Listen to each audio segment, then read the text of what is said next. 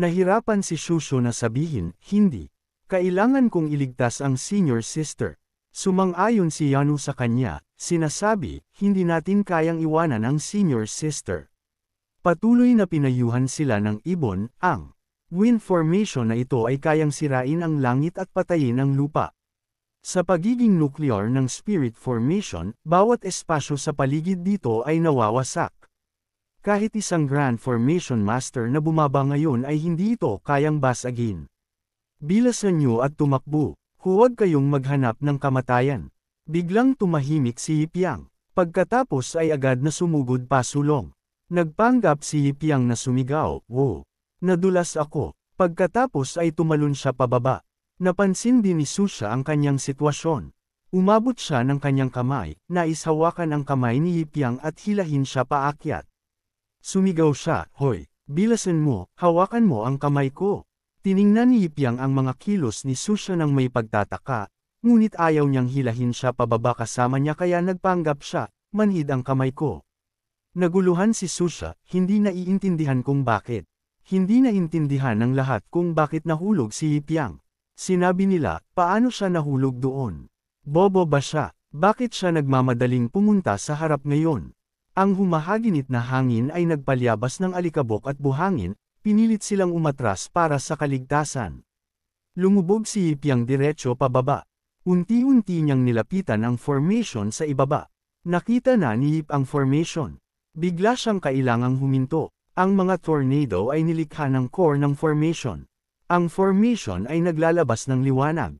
Nakatayo si Ling Rooshu sa gitna ng formation, mahigpit na hawak ng ring of light ng formation. Malungkot na sumigaw si Ling Ruso. Nanginginig siya, sinusubukang manatiling matatag sa formation. Binal ika ni Hipyang ang kanyang pagbaba. Ang mga haligi sa formation ay naglalabas ng mga sinag ng liwanag, humaharang sa sinuman na lumapit. Naging mas malakas ang tornado. Nagsimulang magbasa si Hipyang. Kinuwam niya ang kanyang mga kamao, bumuo ng isang hand seal at sumugod upang basagin ang formation. Si Hipyang ay nagbagong anyo sa isang sinag ng liwanag at bumaba. Nakita ni Ling Roosho ang isang speck of light na mabilis na bumababa sa itaas niya. Nang makita na si Hipyang ito, tumawag si Ling Ruso bago pa man matapos magsalita, bumaba na si Hipyang ng mabilis. Bumagsak si Hipyang diretso sa gitna, na nagdulot ng pagbasag ng mga bato at pagpuno ng alikabok sa hangin. Pagkatapos ng ilang sandali, unti-unting hamupa ang alikabok, inilalantad ang formation. Masakit na nakahiga si Hipyang, inilalantad ang kanyang pitch, umuungol sa sakit. Bigla, ang lupa ay gumawa ng mga tunog ng pagbasag, na may makapal na bitek. Sa wakas, nabasag sila sa piraso-piraso. Ang mga bato ay nagpuputukan sa lahat ng dako na parang bam-bam-bam, bumabagsak na parang isang uri ng baliw na meteor shower. Si Ling Ruso na nakapahinga lang sa gitna ng hangin kasama si Hipyang ay ganap na walang ideya kung anong kalokohan ang nangyayari sa ibaba. Si Ruso ay parang, nahulog ka ba at tumama sa eye ng formation o kung ano. Iniligtas mo ako. Si Hipyang ay naging ganap na damsel in distress. Nadulas lang ako at nahulog, okay. At ganap na aksidenteng nabangga ang eye ng formation. Parang, whoops, ang sakit ng mukha ko. Kailangan mo akong iligtas. Pinadyakan ni Roosho ang kanyang paa at mabilis na lumapit sa kanya. Napilitan siyang Princess Carrie si Hipyang. Kakaiba, nahulog ka ng may sapat na lakas para basagin ang formation. Ano ba iyon? Patuloy na nagpapanggap si Hipyang, gusto ko na sanang magpapayat, gayunpaman. Sa tingin ko, walang oras na tulad ng kasalukuyan. Ang susunod na alam mo, si Roosho ay lumilipad pataas, ganap na body shaming sa kanya. Ikaw, medyo mabigat ka. Umakyat muna tayo doon. Ang mga babae sa itaas ay puro drama. Ano ang nangyayari sa Tyrant Dragon? Bakit siya biglang huminto? Kasabay nito, ang alaga ni Hipyang ay nagsasalita, na wala ang formation. Na-deactivated. Ito ay malinaw na magandang balita, ngunit nagtataka pa rin sila. Isang ancient formation, kahit ang mga Grandmasters ay hindi kayang basagin iyon. Paano ito nawala? Mas mahirap ito kaysa sa mga formation sa loob ng sect. Nagre-remina si Yan Yu tungkol sa kanyang minamahal na sect leader. Ito ay tiyak na ang sect leader spirit ang nagpo-protekta sa atin, nagpapalit ng masamang kapalaran sa mabuting kapalaran. Upang bayaran ang kabaitan ng sect leader, kailangan kong gumawa ng isang espesyal na bagay mamaya pagbalik natin. Tamang-tama, dumating sina Roosho at Yipyang at nagulat ang lahat. Senior sister na, pinupuri nila siya, napakalalim ng martial arts ni senior sister. Hindi lang niya sinira ang formation kundi iniligtas pa niya ang kapatid na iyon sa itaas. Naintindihan ni Roosho na mali ang kanilang akala at nilinaw, hindi ako iyon. Ang kapatid na ito ang aksidenteng bumangga sa ay ng formation at sinira ang bagay.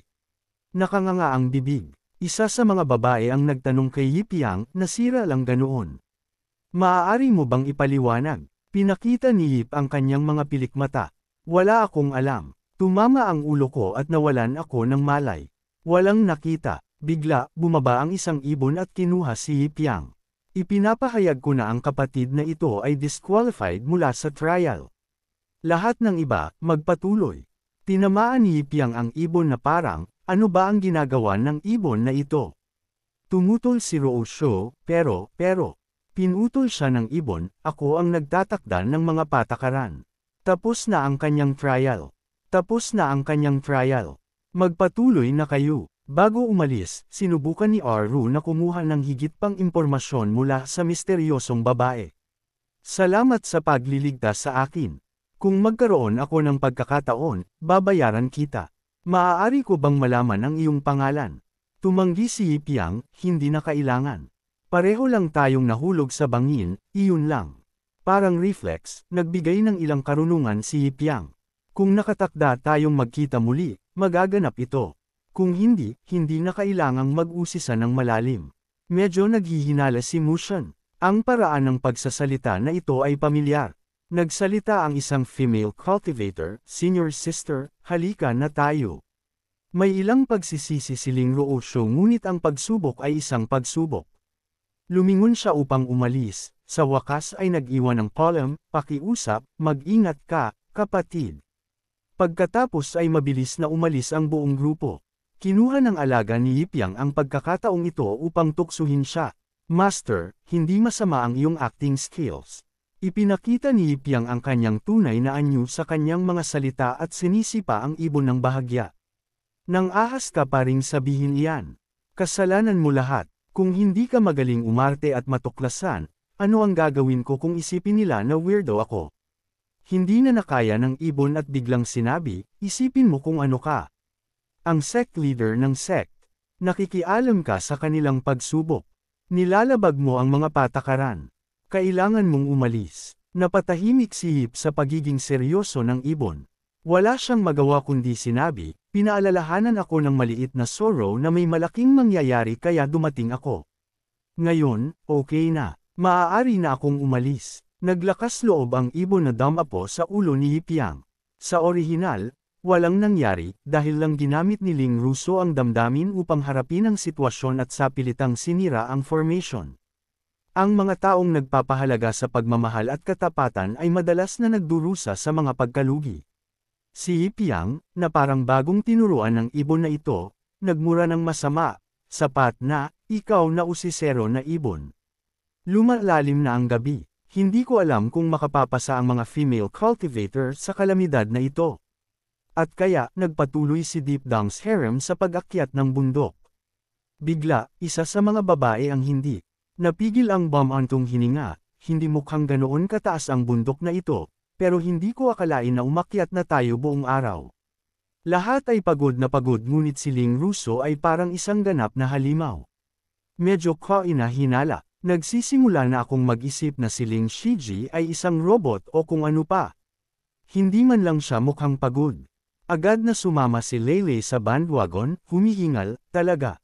Buong araw siyang naglilinis ng daan. Diretso niyang pinadala ang mga zombie sa reincarnation at ginawa ang mga dambuhalang ibon na parang mga penguin. At ang mga dambuhalang python, boom.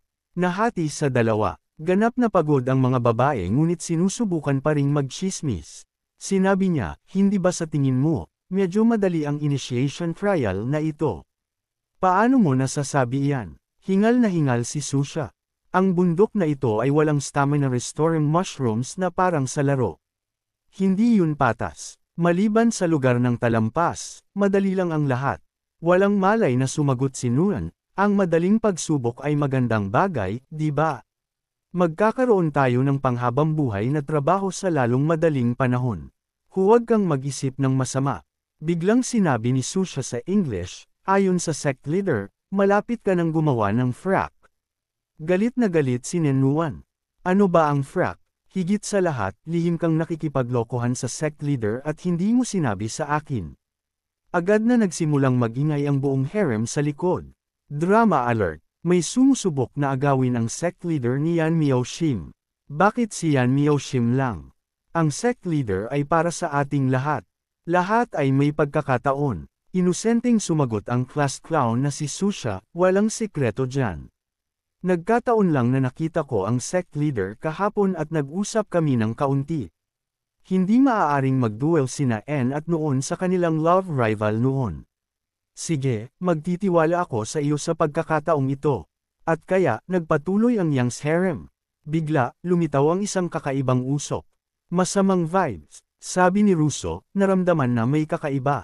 Mabilis niyang sinabi, tigil. Isang tingin lang ni Susha at naintindihan na niya ang nangyayari. Masama ang ekspresyon ni 12. Agad siyang lumingon upang ipaalam sa kanyang mga kapwa-disciple sa likod, mag-ingat. Nakaramdam si Shiji ng kakaiba. Naguguluhan silang lahat. Hindi yan ang kanyang kaugalian. May mali. Isang hampas ng hangin ang biglang umihip, nagpapangalat sa kakaibang usok. Tumalon si Susha, nataranta, may araw pa. Saan galing ang ulap? Dahan daw ang kumakalat ang ulap at hindi inaasahan, mayroong isang bagay sa loob. Seryoso, isang kalansay ang lumabas. Malamang ay plano nitong gulatin ang buong harem. Lumipad ito patungo sa kanila, gumagawa ng nakakatakot na ingay. Nakakuha ng libreng horror movie show ang grupo ni Roo Show. Hindi makapaniwala ang mga disciples sa kanilang mga mata, lalo na si Ling Roo Show. Ang kanyang mga mata ay napakamaingat tulad ng dati. Siya ang unang sumugod pasulong, sinaksak ito sa baywang sa isang sword strike. Ang kanyang tindig ay matatag habang ang halimaw ay nasa 2 piraso na, maayos na nakalagay sa shipping box. Nagulat muli ang buong harem. Shiji ay napakalakas. Ang mga boneheads na ito ay nakakatakot lang tingnan pero hindi sila ganoon kalakas.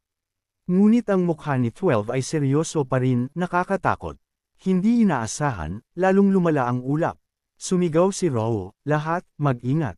Maghanda para sa isang malaking labanan. Pagkatapos, isang skeleton soldier ang sumugod palabas tulad ng kanyang inaasahan. Ngunit hindi lang isa, kundi isang buong grupo ng mga ito na tumatakbo na parang naghahanap ng kanilang matagal nang nawawalang ama. Kalmadong ipinaalam ni Roo Show sa lahat, maghanda na kayo para harapin sila ng mag-isa. Mahigpit na hinawakan ng lahat ang kanilang mga espada. Sa sandaling, matapos siyang magsalita, sumugod sila mula sa 80 iba't ibang direksyon. Sa pagkakataong ito, kahit na may 80 buhay, hindi nila kayang hawakan ang mga taong ito. Napalibutan ang lahat ng mga disciples ni Yi. Sumigaw lang sila, narito na sila. Sumusugod sila. Si Susha ang unang sumugod pasulong, sumisigaw, labanan natin sila hanggang kamatayan. Lumabas na ang kanyang laban hanggang kamatayan ay isang ganap na biro. Bahagyang tinapik lang siya ng isang grunt at lumipad ang kanyang espada. Nagulat si Susha. Imposible. Walang makakaya nito. Sinasamantala ng grunt ang pagkakataon at sumugod, handang kainin siya ng buhay.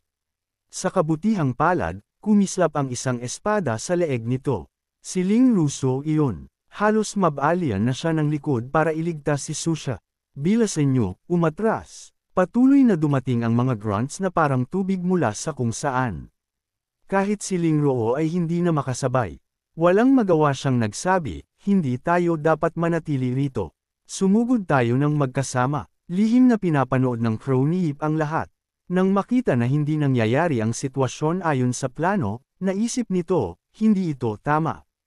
Ang mga Guardian of the Peak ay dapat na 13 fire beasts. Saan galing ang mga skeleton grunts na ito?